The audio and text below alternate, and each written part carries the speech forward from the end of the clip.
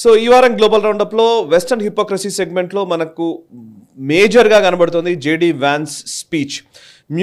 Germany మ్యూనిక్లో జరిగినటువంటి security కాన్ఫరెన్స్లో అమెరికా ఉపాధ్యక్షులు vice president of USA JD Vance మాట్లాడారు. నేను ఒమన్లో ఉన్నప్పుడు అసలు నిజంగా ఏ ఛానల్ చూసినా కూడా అంతా జేడీ వ్యాన్స్ స్పీచ్ మీదనే నడిచింది. యాక్చువల్లీ అల్ జజీరాలు అయితే అసలు ఉడికిపోతున్నాయి, అటు బీబీసీ అయితే అసలు అక్కసు వెళ్ళగక్కుతోంది జేడీ వ్యాన్స్ స్పీచ్ మీద. సో ఆయన మాట్లాడిన మాటలన్నీ కూడా నిజాలే, డౌట్ ఏం లేదు. సో యూరప్కి సంబంధించినటువంటి హిపోక్రసీని ఆయన ఎక్స్పోజ్ చేశారు. అండ్ ఆయన అన్న మాటలు ఒకటి ఏంటంటే, if the American democracy can survive 10 years of Greta Thunberg scolding, you can survive a few months of Elon Musk. So మీరు గ్రెటా థన్బర్గ్ని పొగిడినటువంటి వాళ్ళందరికీ చెంపపెట్టులా ఈ వ్యాఖ్య కనిపించింది. ఒక్కసారి అంటే నేను ఇప్పుడు ఇది వెస్టర్న్ హిపోక్రసీ సెగ్మెంట్లోనే తీసుకోవడానికి కారణం కూడా మీరే చెప్పండి. కానీ వాళ్ళ హిపోక్రసీని ఎక్స్పోజ్ చేయడం కదా మన ఉద్దేశం. ప్లీజ్. Correct, absolutely. ఇంతవరకు వెస్ట్ అంతా కూడా ఏం చేసేదంటే, వాళ్ళకో నీతి ఉండేది, మనకో నీతి ఉండేది. వాళ్ళు చేస్తే అది మంచిది, సరైనది, అది మనం చేస్తే తప్పిదం. ఇటువంటి ద్వంద్వ వైఖరి వాళ్ళకి చాలా కాలంగా ఉండేది. మనం ఎక్స్పోజ్ చేస్తూ వెళ్ళాం, మనకు తెలిసిన మనకున్నటువంటి పరిధిలో మనం చేస్తూ వెళ్ళాం. అలాగే మనం ఇక్కడ ఉన్నటువంటి జాతీయవాదులు చాలామంది ఎక్స్పోజ్ చేస్తున్నారు. మన దేశమే కాదు, మిగతా దేశాల్లో కూడా ఈ హిపోక్రసీ గురించి చాలా గురించి మాట్లాడారు. కానీ మొదటిసారి వాళ్ళ కూటమిలో నుంచే వచ్చినటువంటి అతి మోస్ట్ పవర్ఫుల్ దేశమైనటువంటి అమెరికా ఉపరాష్ట్రపతి వాళ్ళని ఎక్స్పోజ్ చేయడం అనేది ఇది చాలా ఒక వినూత్నమైనటువంటిది, ఒక విడ్డూరమైనటువంటిది. ఆయన చెప్పిన దాంట్లో ఒక్కటి కూడా అసత్యం లేదు. స్పష్టమైనటువంటి భాషలో విత్ ఎగ్జాంపుల్స్, బహుశా ఆయన స్క్రిప్ట్ చదువుతున్నట్టున్నారు, ఎందుకంటే ఆయన దగ్గర 2 ఉన్నాయి, ఆయన చదివి చెప్పినట్టున్నారు. ఆయన చాలా స్పష్టంగా ఉదాహరణలతో సహా వీళ్ళని ఎక్స్పోజ్ చేశారు.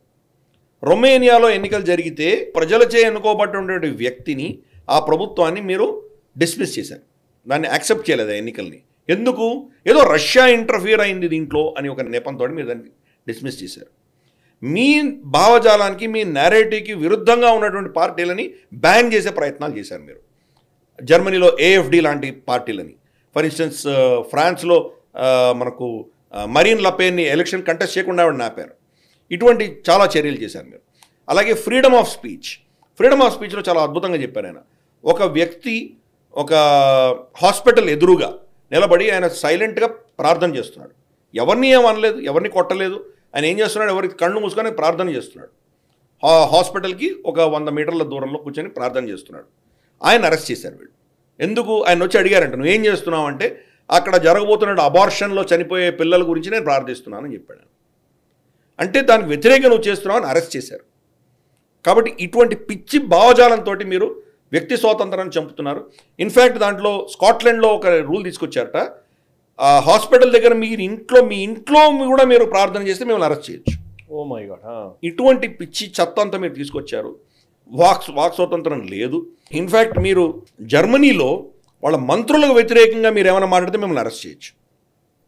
అలాగే అక్కడ ఈ జెండర్ ఏవైతే ఉన్నాయో, he, him, she, her, it, that, వీటిని మినహాయించి మీరు ఏమైనా మాట్లాడితే మిమ్మల్ని అరెస్ట్ చేయొచ్చు.